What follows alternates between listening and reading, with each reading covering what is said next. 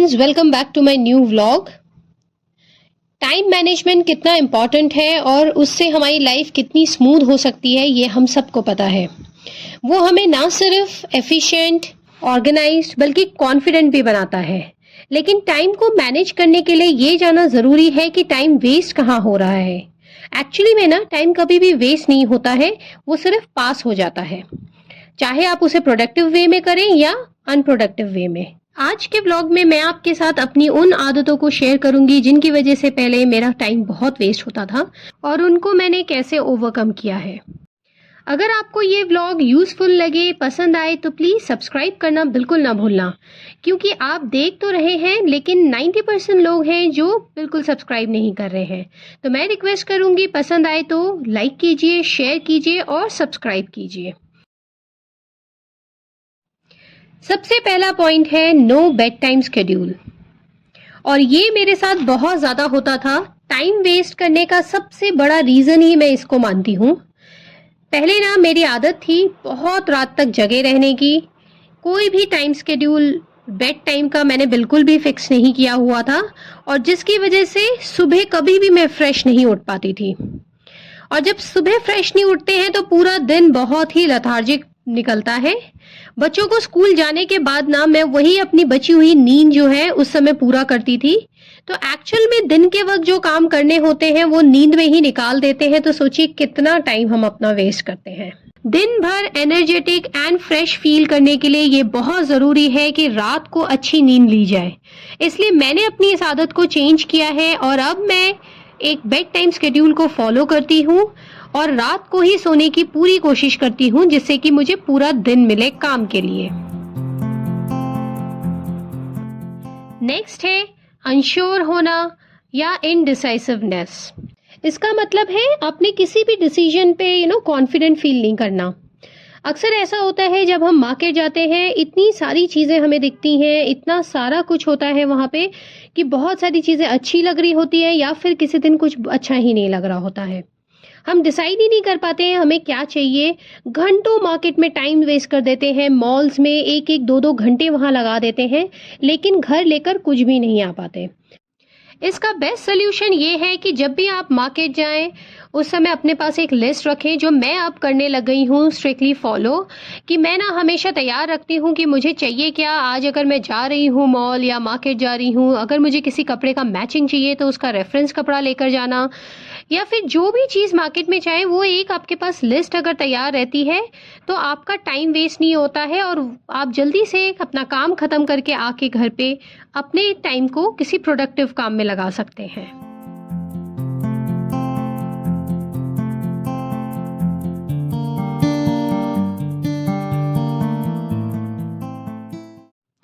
Next है to many OTT channels.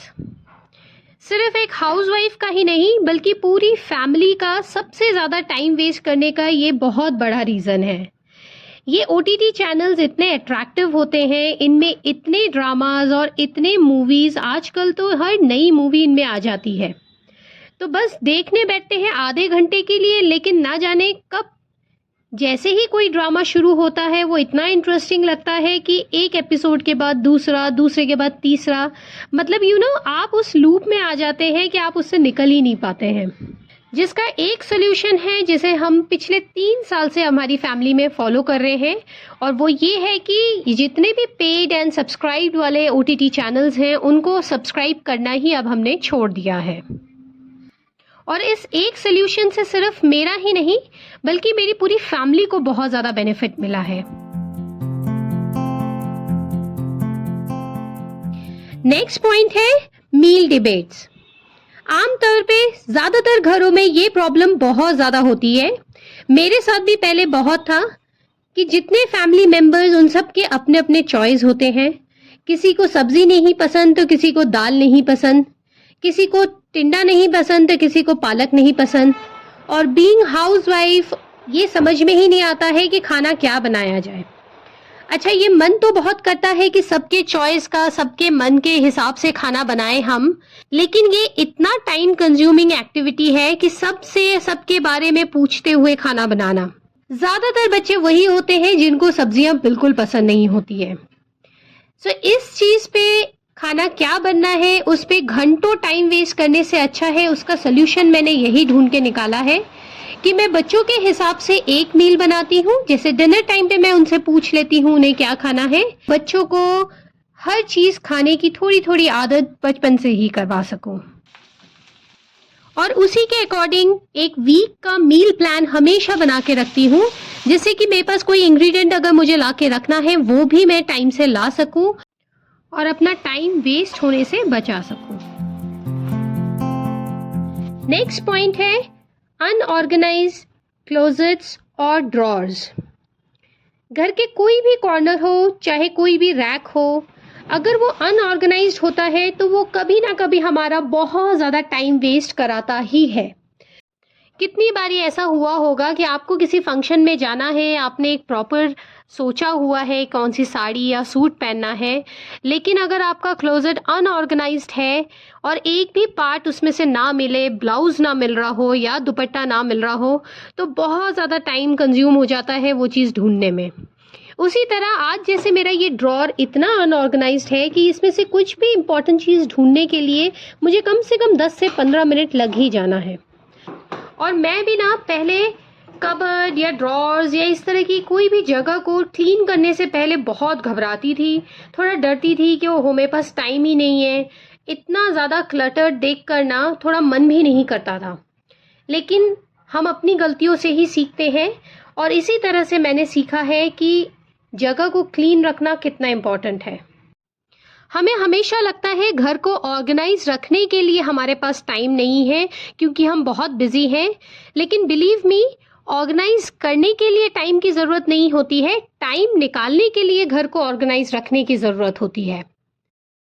घर में सामान ज़्यादा हो या कम, अगर उनको ऑर्गेनाइज्ड वे में रखा जाए, जिस चीज़ की जहाँ जगह है वहाँ रखी जाए, तो कभी भी किसी भी इमरजेंसी में ढूंढ के निकालना मुश्किल नहीं होता है।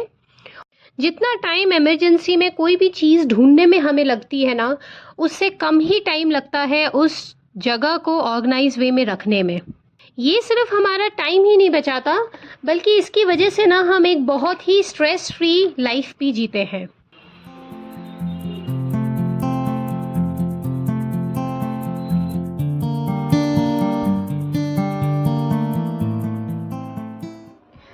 नेक्स्ट मिस्टेक जो है वो है कान से नो।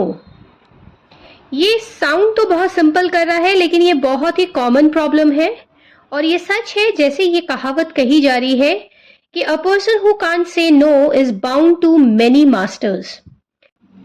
ऐसा सबके साथ कभी ना कभी जरूर होता है, लेकिन हाउसवाइफ्स, होम मेकर्स के साथ ये बहुत ही कॉमन प्रॉब्लम है कि अक्सर सारी फैमिली, रिलेटिव, फ्रेंड्स, नेबर्स या आप जो भी कह लेंगे नो, सबकी एक एक्सपेक्टेशन उनके साथ बंधी रहती है और सब अपने काम को जब हमें देते हैं और हम ना नहीं बोल पाते हैं, तो एक के ऊपर एक काम इतने सारे हो जाते हैं कि हम अपने ही टाइम को वैल्यू नहीं कर पाते हैं और अपना जो काम होता है हम उसे टाइम पे नहीं कर पाते हैं। एक के बाद एक काम करने की वजह से बहुत ज्यादा एक प्रेशर क्रिएट होता है और वो धीरे धीरे स्ट्रेस बिल्डअप करता है और फिर किसी भी काम को ना टाइम पे कंप्लीट नहीं कर पाते हैं। इसलिए मैंने बेशक लेट, लेकिन इस बात को अच्छे से सीख लिया है कि कैसे नो बोलना है। और ये भी ना एक तरह का आर्ट होता है कि बिना किसी को बुरा फील कराए आप डेफिनेटली अपनी प्रायोरिटी को फर्स्ट में रखते हुए मना कर ही सकते हैं किसी भी तरह के फेवर को जिसके लिए आपके पास टाइम नहीं है।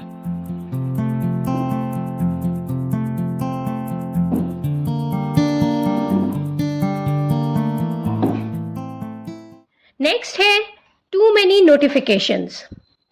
घर का काम हो, बाहर का काम हो, ऑफिस का काम हो, जब भी कोई काम करने बैठते हैं, बैक टू बैक इतने सारे नोटिफिकेशंस, अलर्ट्स आने शुरू होते हैं ना, तो कोई भी काम जिसे अगर वो इम्पोर्टेंट भी है तो उसमें फोकस्ड होके करना मुश्किल ही लगता था। एंड मेरा इतना टाइम वेस्ट होता था क्योंकि मैं पहले उन नोटिफिकेशंस को देख के उसमें क्या आया है उसके हिसाब से रिस्पॉन्ड करने में ही लग जाती थी। अच्छा जी, फोन में भी इतने सारे हम लोगों ने ऐप्स डाउनलोड किए हुए हैं आज के टाइम में कि हर ऐप का कुछ ना कुछ नोटिफिकेशन जरूरी आता है। ये अलर्ट्स जो है वो एक्चुअली में हमारे लाइफ को ईज करने के लिए I am sure in app वालों ने बनाया है, बट समहाउ मुझे ऐसा फील होता है कि ये हमारा टाइम बहुत ज़्यादा कंज्यूम कर देते हैं इनको रिस्पॉन्ड करने में, इनको देखने में। मगर अब ना मैंने सारे नोटिफिकेशंस को बंद कर दिया है कि मेरे फ़ोन में बिल्कुल अलर्ट ना हो। इवन व्हाट्सएप में भी जो मेरे बहुत ज़्यादा अर्जेंट ग्रुप्स नहीं है, फ्रेंड्स नहीं है, उनको मैं उनके नोटिफिकेशंस को बंद ही रखती हूँ। इवन घर वालों के भी मैं इनको साइलेंट में रखती हूँ, क्योंकि अगर कोई इमरजेंसी होगी तो वो ज़रूर मुझे कॉल कर सकते हैं। लेकिन ये जो नोटिफिकेशंस है ना, ये हमारा इतना टाइम और इतना ज़्यादा हमारा अटेंशन सीक कर लेते हैं। उनसे बचने का यही एक सोल्यूशन है कि इनको बंद रखा जाए, साइलेंट मोड में रखा जाए। चलिए फिर आज का व्लॉग मैं यहीं फिनिश करती हूँ। मिलती हूँ आप लोगों से एक नए व्लॉग में, तब तक के लिए गुड बाय।